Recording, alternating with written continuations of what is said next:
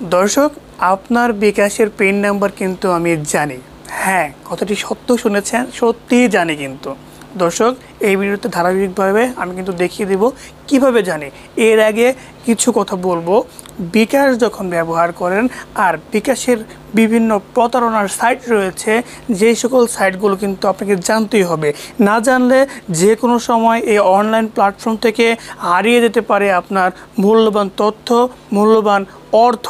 দর্শক, বিকাশ প্রতারক প্রথম অবস্থায় ফোন দিয়ে আপনাকে বলল যে আপনার ফোনে কিছু টাকা চলে গেছে, সো এই টাকাটা ব্যাক দেন। কীভাবে দিবেন?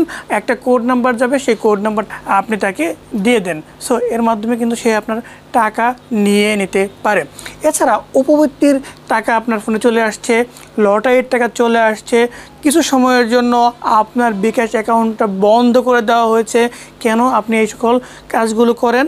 দর্শক, বিভিন্নভাবে আপনাকে কনভিন্স করে তারপরে কিন্তু আপনার কাছ থেকে টাকা হাতিয়ে নেওয়ার জন্য একজন বিকাশ প্রতারক বিভিন্নভাবে ট্রাই কিন্তু করবে। সো আপনি যদি এই বিষয়গুলো না জানেন, অনেক শিক্ষিত মানুষ রয়েছে যারা প্রতিনিয়ত শিক্ষার চর্চা করে, কিন্তু তারাও কিন্তু এই বিষয়গুলো জানে না। সো আপনি যে কাজটা করবেন, আপনাকে যখনই কেউ এভাবে ফোন দেবে, কখনোই আপনার বিকাশের ফোন নাম্বার, পিন নাম্বার এবং ওটিপি বলে একটা কথা রয়েছে, এই ওটিপি কখনো দিবেন না। ওটিপি কি দর্শক? কেউ যদি আপনার বিকাশের অ্যাক্সেস নিতে চায় কখনো, তাহলে বিকাশ অ্যাকাউন্ট থেকে কিছু কোড দেওয়া হয়।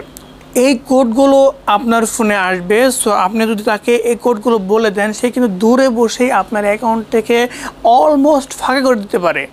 দর্শক, শুরুতে বলেছিলাম যে আসলে আপনার বিকাশের পিন নাম্বার আমি জানি। কিভাবে জানি?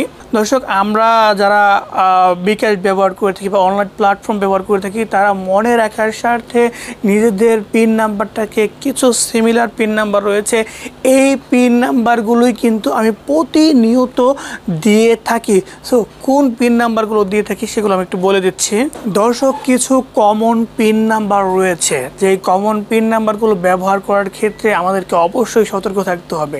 দর্শক, পিন নাম্বার খুব গুরুত্বপূর্ণ একটা বিষয়। কমন পিন নাম্বারের মধ্যে যেমন রয়েছে 1122, ওকে, এরপরে হচ্ছে 2233, এরপরে 3344, এরপরে 4455, 5566, 6677, 7788, 8899, 9900, 1133, তারপর হচ্ছে 2255। এছাড়াও দর্শক আরও কিছু পিন নাম্বার রয়েছে, যেমন 2580, এরপরে 2022, 2023, 2024। এরপরে দর্শক, আপনি আপনার নিজের জন্ম তারিখ, আপনি আপনার ফোন নাম্বারের শেষের 4 অক্ষর বা শুরুতে 4 অক্ষর, এছাড়া আপনার আত্মীয় স্বজনের নাম, বাবার নাম, মায়ের নাম, তারপরে ভাইয়ের নাম, সন্তানের নাম, এইগুলোর কিন্তু কিছু সংখ্যা রয়েছে, নামের ওয়ার্ড রয়েছে। তো এইগুলো কিন্তু আমরা পাসওয়ার্ডের ক্ষেত্রে অনেক ব্যবহার করি। কেন ব্যবহার করি? আমাদের অনেক কিছুই মনে থাকে না। এই মনে না থাকার কারণে আমরা এই বিষয়গুলো বা এই পিন নাম্বারগুলো অতিরিক্তভাবে ব্যবহার করি। তার মানে কি, এই যে কমন নাম্বারগুলো, এইগুলো কিন্তু আমরা অতিরিক্ত ব্যবহার করছি। এই জন্যই বলেছি, এগুলো বিকাশ হ্যাকার যারা রয়েছে বা বিকাশ প্রতারক যারা রয়েছে, তাদের জন্য এই পিন নাম্বারটা বের করে ফেলা, টাকা গুছিয়ে নিয়ে নেওয়া, এটা খুব ইজিলি একটা ব্যাপার।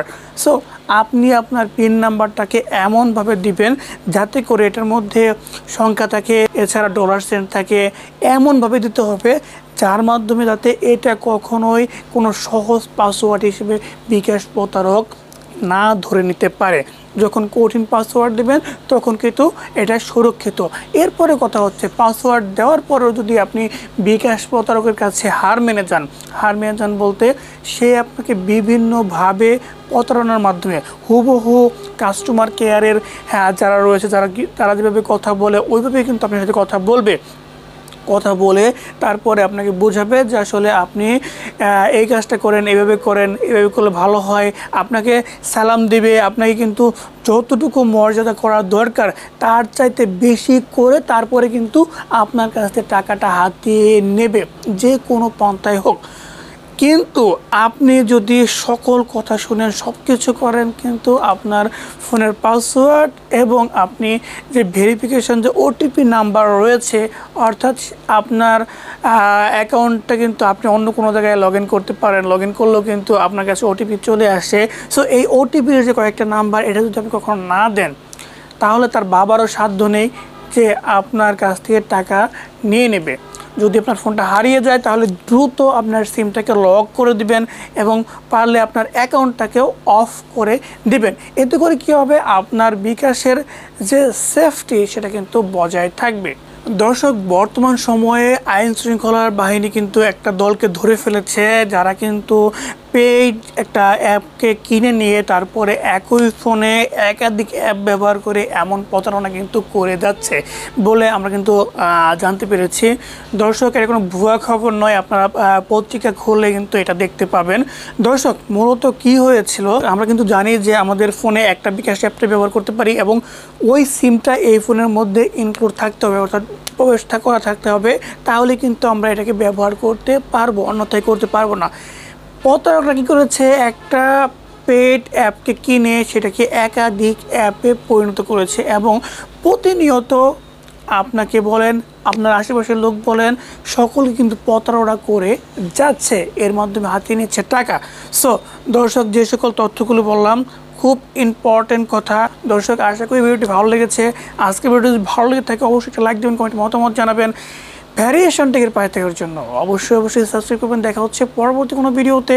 সে পর্যন্ত সকলেই সুস্থ ভালো থাকবেন সেই প্রত্যাশায় আজকের ভিডিওটি শেষ করছি। আসসালামু আলাইকুম।